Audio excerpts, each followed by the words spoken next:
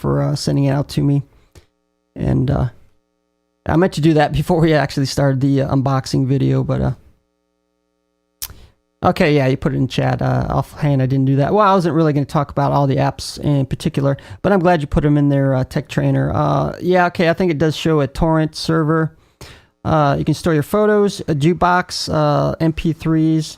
Now, I don't think it has WebShare Pro. I think it does come with WebShare, though. I think their Pro version, it does cost $30. I think there's a few enhancements with it, though.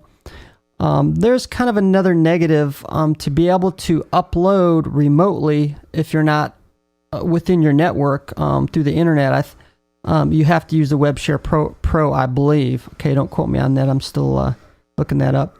Okay, Workspace, I think you can share it with other people through the internet as well. Search backup. Backup, I think you might even be able to do like Time Machine backups to it or something like that.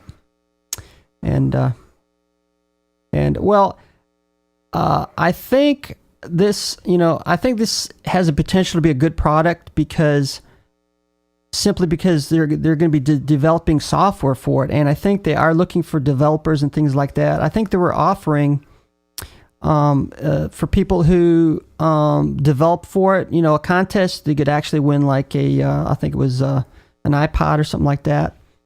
And because if you look at other products that use add-on software, that's of course they make a whole ecosystem around that. Of course, with iTunes, obviously with iPod, and among other things, or the iTunes Store, and it does run a version of Ubuntu Server 9.04.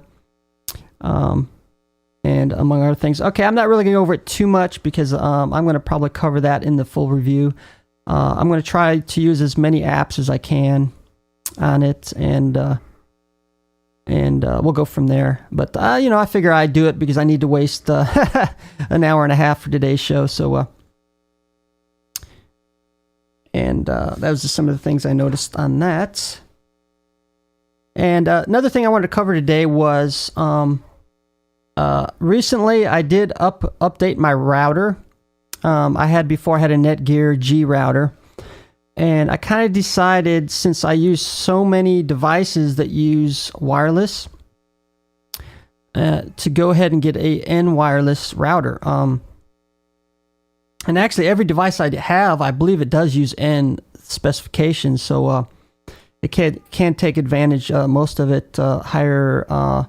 Bandwidth, and actually I think it's the range actually doubles as well. But what I was particularly interested in with the router, it has at least on the Netgear, I know there's other routers do this as well. It kind of has like its own built-in NAS device, or network. Oh shoot, I can't even forget. Well, you can. Kind of like the Pogo plug, or even the TonidoPlug does, but it's kind of built into the router. So I did, actually this is before I even received the TonidoPlug. I kind of did some testing on my own to see how well it worked and things like that. And I did initially put on I think it was a 4 gig flash drive stick on it, and I uploaded some files. Unfortunately, I took it off. I was going to so I could actually type a link in the you could type a link in a web browser and could actually access it for yourself, but I kind of decided against that right now. But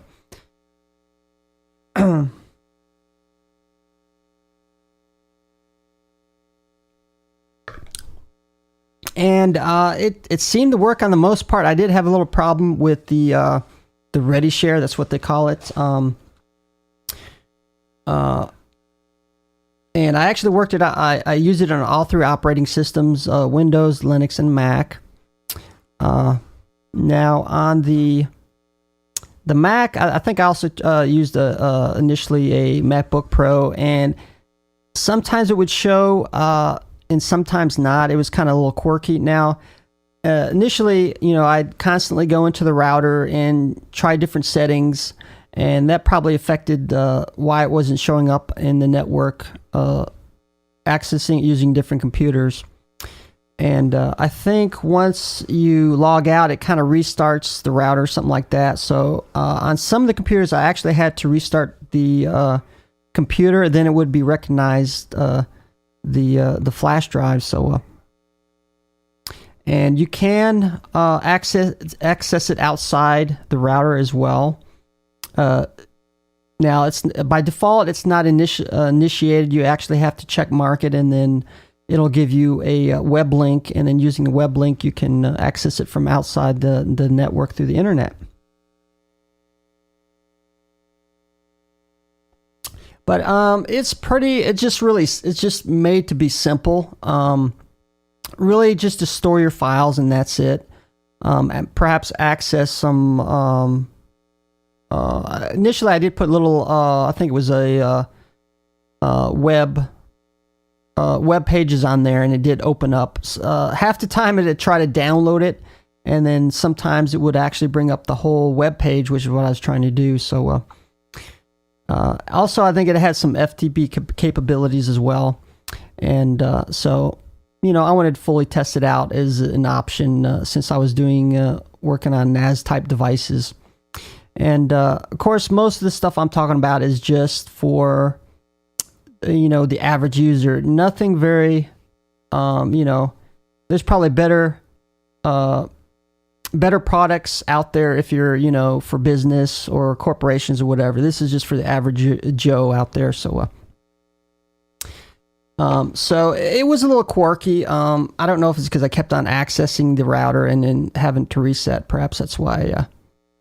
I definitely need to do some more testing on it, but it did seem to work. And Linux, it was had a little problems. I think I had the most problems on that.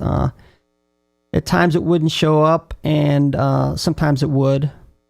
Now, I was thinking that I might have to enable SMB, which is actually a way where Linux can be recognized by Windows operating system. I thought I'd have to initialize that, but I don't think that was the problem, because all it really is a flash drive. So, most flash drives I stick in my Linux machine, it usually detects it right away, opens it up. So I don't think it was an SMB issue. At first I thought it was. But it was a little quirky in Linux. So, but actually, honestly, a lot of stuff is. So more testing to come, hopefully, in that regard. So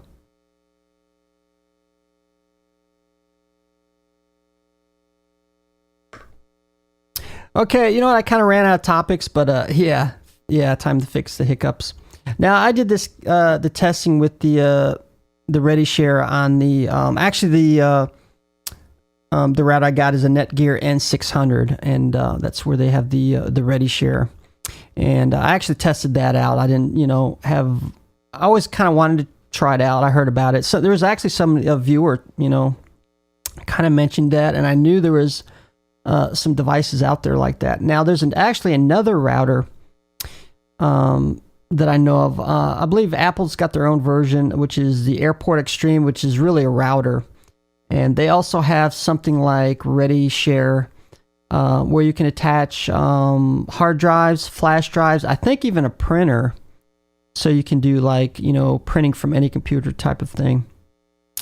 Belkin Wireless N, okay. Does yours have a NAS type hard drive you can connect, or is just their RMX? There's probably more than just the Netgear and the Apple Extreme, I guess. Oh, okay. Now the kind of disadvantage if you get the Mac, the Airport Extreme is, if you want to access it outside your network through the internet, you have to get the Mobile Me, which is $100 a year. So, to me, why should you have to pay if you want to access, your network outside? I wasn't happy with that. But I heard though the Airport Extreme is a very good router, though. For the it's probably more expensive than most, but it's a very good router from what I understand.